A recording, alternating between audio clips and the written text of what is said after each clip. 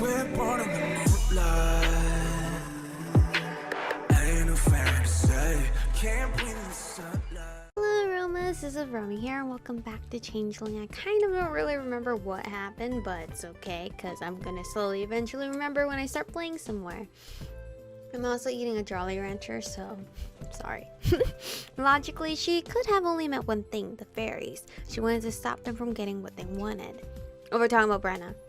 In other words, me. I pulled on the clean pair of jeans. Oh, okay, now I remember everything. Trying not to think about the fact I was wearing underwear Corvin had picked out. Everything okay in there? Yeah, I'm nearly finished. How are you? How are you feeling? Just a bit woozy still. I'm fine. I mean, I'm not, but I will be. I heard her shuffling around and finally poked my head out. I didn't think to ask before, but what were the guys doing out in the woods anyway? Corvin and Danny had split up earlier in the night. A troubled look passed over her face. Well, to be honest, Brenna told us you were out there. Well, she told Elliot. Brenna? Yeah, in her usual vague way. Basically, she just said that if we didn't want to lose you permanently, we'd better go find you. I knew it. Allie gave me a long look. You're not at all surprised to hear that. Well, no, she's been looking out for me from the start. That bridge incident and then the other night I saw her in my yard. She, was a cat at first. In your yard, what was she doing there? Well, there were will-o-wisps everywhere. She was just pouncing at them, but I don't know. At one point, she looked straight at me. I think she knows what's going on, just from things she said here and there. Well, maybe you can try to ask her at some point. It's weird because she acts like she doesn't like me, but then she keeps helping me. Listen, I know she looks human most of the time, but she's fade through and through. Half the time, I can't even begin to guess what she's thinking. I leaned against the sink, mulling it over. What happened last night? Do you think this is connected to my disappearances? What if this is what happened back then too? Except that there was never any evidence I had been attacked. The one who had been attacked was Spencer. Spencer had run screaming out of the woods that he'd been attacked by monsters. Spencer, who had been terrified of me for months and angry at me for years after that. Spencer, who may well have gone through something similar to what I had last night. I'm not sure we can say one way or the other, but there's definitely the possibility. But if the fairies attacked him the last time, then why did they attack me this time? Did it have to do with that? The other me? Hey, did you happen to have that pouch I gave you last night? No, I sat on my bedside before I fell asleep. I guess my body decided to hijack itself. It didn't think about picking it up on the way out. I think you should try to keep it with you, even if you had to attach it to your clothes. And I want to teach you a simple barrier spell. I'm going to learn magic. You're Fae. It's more than possible to teach you this stuff. Right now? We may not have another chance before this evening. I don't need to spend another night as vulnerable as you were last night. Okay? Now listen, this is a really basic charm. It's not going to protect you from something like getting hit by a train. But for something like that last night, it should work. Is there even a train near here? I'll do my best to avoid trains then. I'd appreciate it. Her smile quickly vanished and she was all business. Okay, crash course ahoy. It was a bad idea to eat this Jolly Rancher a couple minutes ago before I started recording. I'm all yours, or a wise mentor. Like with all magic, the strength of this barrier depends on your focus, so no matter how freaked out you are, you have to do your best to clear your head and stay calm. Easier said than done when you have 1,000 fairies yanking on your hair and trying to scratch out your eyes. She stood about 5 feet from me and took a deep breath. Then she swept her arm out in front of her, body in a horizontal arc. Even though I was quite a distance from her, I had the distinct impression of something repelling me further away, though there wasn't exactly a visible barrier between us. Is that it? Magic doesn't have to be flashy, just efficient. Fair enough, so how do I do this? Calm your mind and imagine that in the pit of your stomach is a ball of light. That light is your magic. I took a deep breath and did exactly that. Everyone had been talking about things like magic and magic auras for days, but this was the first time I was trying to visualize it myself. I had no idea what I was doing, but as strange as it was, I almost could feel something. It was as if in that moment a small ball of flame flickered to life. The more I focused on it, the stronger it grew.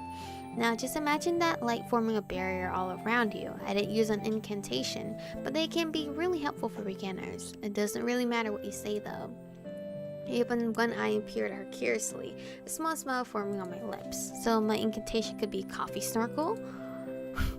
She made a face at me and rolled her eyes. Hold on. I had to move the Jolly Rancher to the other cheek. It hurts.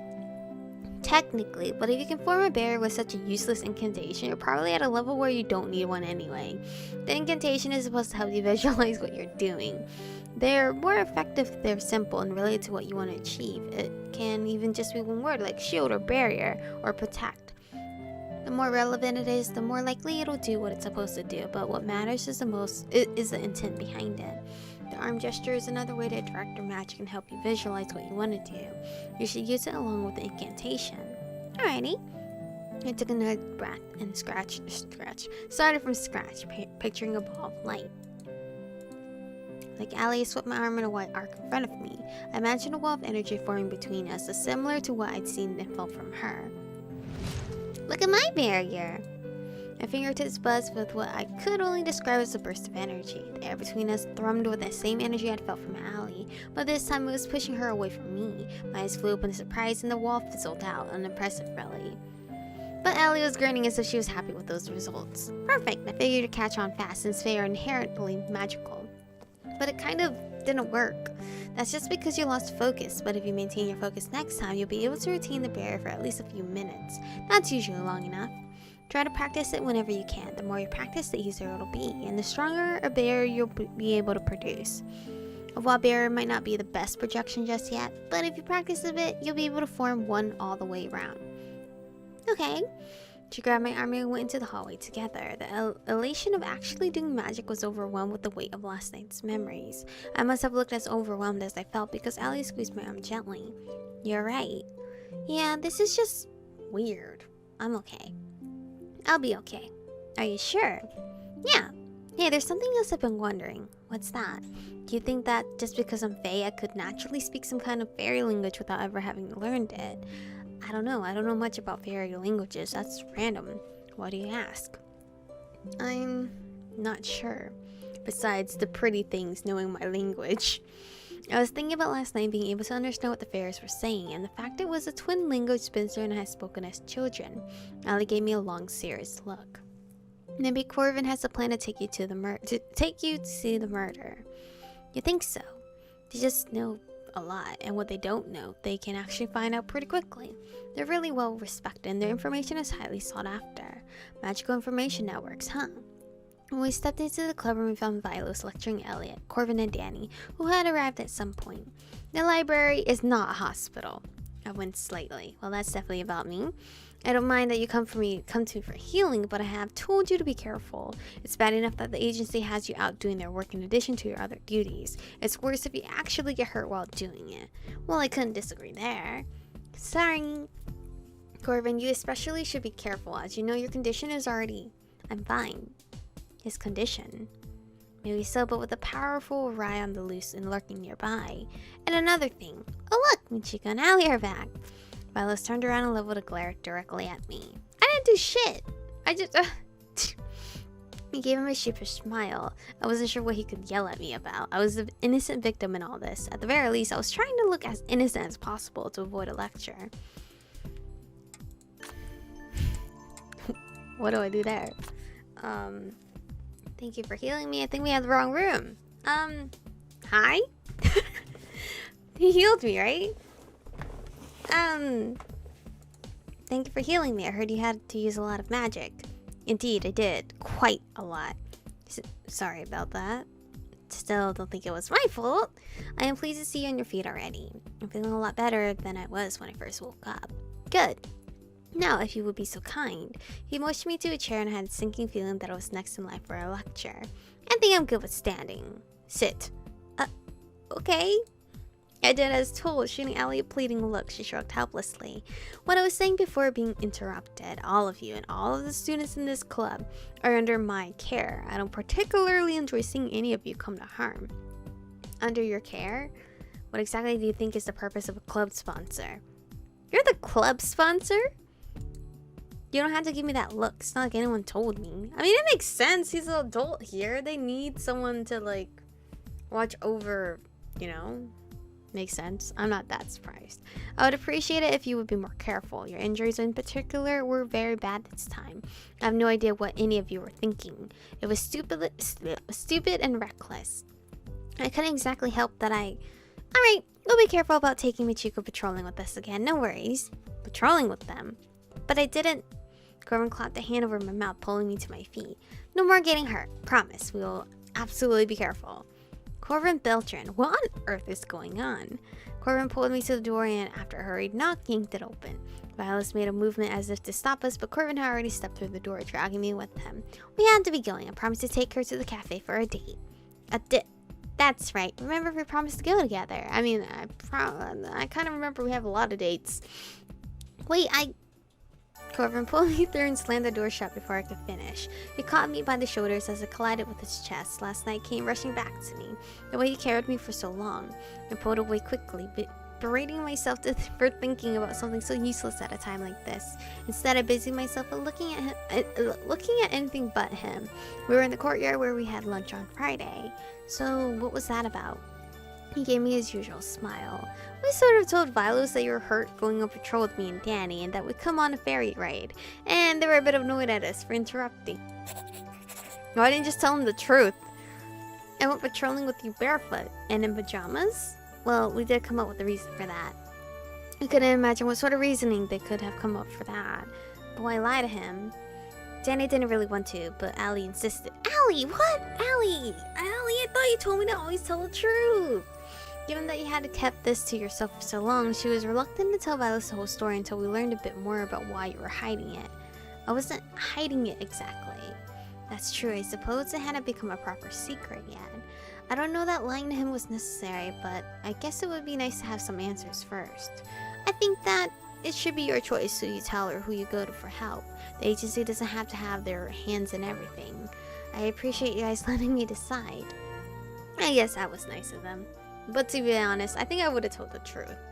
Anyway, let's get to the shop before Vilos follows us, but you don't have to talk to anyone today if you don't want to. You can take some time to think about it. He led me to one of the doors and we went through that into a very unamusing cafe. Cozy. Glad you like it. Actually, there are two shops that exist in the same place. From the front, you enter the normal shop, which is just a regular cafe.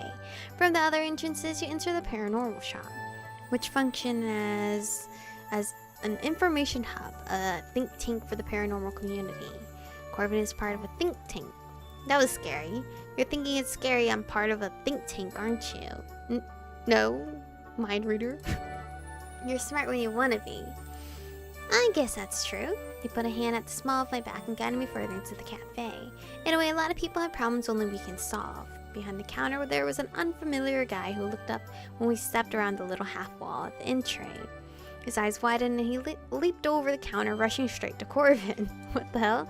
He wrapped him in an enormous bear hug. Corvin, thank God you're alright. You never came home.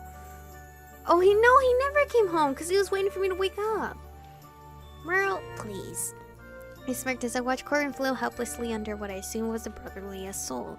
Let me look at you. Are you hurt at all? No, let go. Merle took Corvin's head under his arm and scrubbed the top of it. Where do you come off? Where do you come off? Staying out all night without a word to us. Is little Corey finally growing up? Getting a bit full of himself, maybe. That is kind of cute. Things came up. Ugh. But I would have thought he would at least text his brother, like, hey, I'm out. They both stopped and looked at me, but somehow I couldn't stop laughing. I tried to apologize between giggles. Sorry, I'm sorry, but you guys are too cute. I really shouldn't be laughing, but I've never seen Corvin so flustered. So, is this a girlfriend? No. I mean, not officially. Oh, really? Yeah. He was giving me this sheepish smile, rubbing the back of his head. Wait, what? This is so cute. Like, it's making me feel embarrassed from what he just said. And I think I just poked a pimple. That really hurts right here. I might have to put a pimple patch on. I'm gonna look goofy, but I don't care. But anyway, this is where we're gonna actually stop for today's episode. I honestly feel like we're nearing Corvin's end. And I don't know how to feel about that because I'm pretty sure the most of the everyday visual novels that I've been doing, which is Changeling the Seven Scarlet, are all about to end quite soon. It's gonna be bittersweet, but that means there's just gonna be new games that I'll be putting on the channel, so it's gonna be exciting. But anyway, thank you guys for watching today's episode. Stay beautiful, and I'll see you guys in the next one.